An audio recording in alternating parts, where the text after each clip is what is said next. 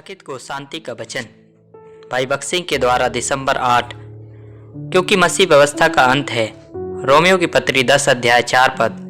परमेश्वर ने कई कारणों से मूसा को व्यवस्था दी। पहला, यह इसलिए दिया गया कि लोग पाप के विषय में परमेश्वर की परिभाषा को समझ सकें। हम रोमियो 3 अध्याय 20 पद में पढ़ते हैं, क्योंकि व्यवस्था के कामों से कोई प्राणी उसके सामने धर्मी नहीं ठहरेगा, इसलिए कि व्यवस्था के द्वारा पाप की पहचान होती है। दूसरा, व्यवस्था हमें परमेश्वर की पवित्रता को समझने के लिए दी गई थी। हम जानते हैं कि व्यवस्था जो कुछ कहती है उन्हीं से कहती है जो व्यवस्था के अधीन है, इसलिए कि हर एक मुंह बंद किया जाए और सारा संसार परमेश्वर के दंड के योग्य ठहरे।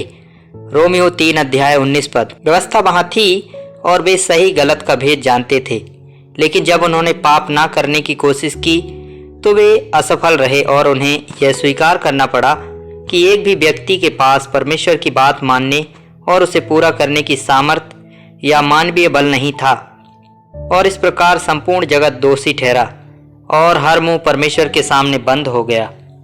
मूसा पर्वत पर चला गया और स्वर्ग से एक बड़ी आग पर्वत पर उतरी। भूकंप भी आया और किसी ने पास जाने की हिम्मत नहीं की। जब उन्होंने आग देखी तो थरथराकर कहा, परमेश्वर पवित्र है, वह भस्म करने वाली आग है। यदि वे उस स्थान के निकट जाने का साहस करते जहां परमेश्वर बातें कर रहा था तो वे भस्म हो जाते और राख बन जाते।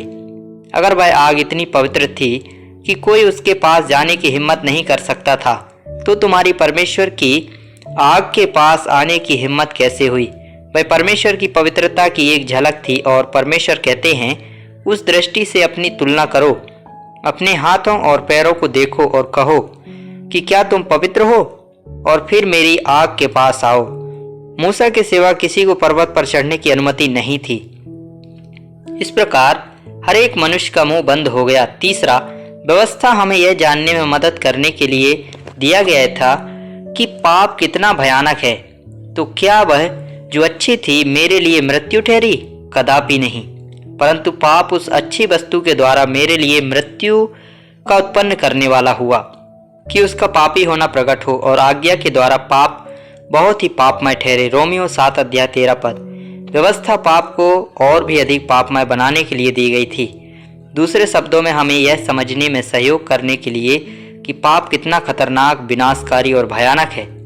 हम पाप के बारे में इतना हल्के ढंग से सोचते हैं और कहते हैं, ओह, यह केवल एक विचार है, केवल एक इच्छा है, केवल एक भावना है, केवल मित्रता है, केवल स्नेह है, केवल थोड़ी सी संगति है, अधिक नहीं। लेकिन प्रभु हमें बताता है कि एक छोटा सा विचार कितना खतरनाक होता है। एक सोच से घरों और जिंदगियों में कितनी हानि आ जाती है, एक भावना से कितना दुख, एक अंधे कदम से कितना अंधेरा। व्यवस्था इस उद्देश्य के लिए दी गई थी कि पाप से भी बढ़कर दिखाई दे। चौथा, व्यवस्था हमें मसीह के पास लाने के लिए दी गई थी, जैसा कि हम गलातियों की पत्री 3 अध्याय 24 पद में पढ़ते हैं। इसलिए व्यवस्था मसीह तक पहुंचाने को हमारी शिक्षक हुई है कि हम विश्वास से धर्मी ठहरें। व्यवस्था में कोई मुक्ति नहीं है, यानी सभी बलिदान, खतना और आज्ञाएं लोगों को प्रशिक्षित करके प्रभु यीशु मसीह के पास लाने के लिए एक स्कूल मास्टर की तरह दिया गया था।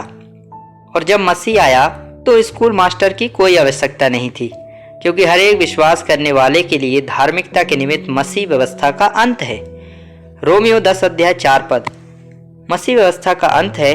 परमेश्वर का वचन कितना स्पष्ट है कि जब प्रभु यीशु मसीह आए तो उन्होंने व्यवस्था को पूरा कर दिया।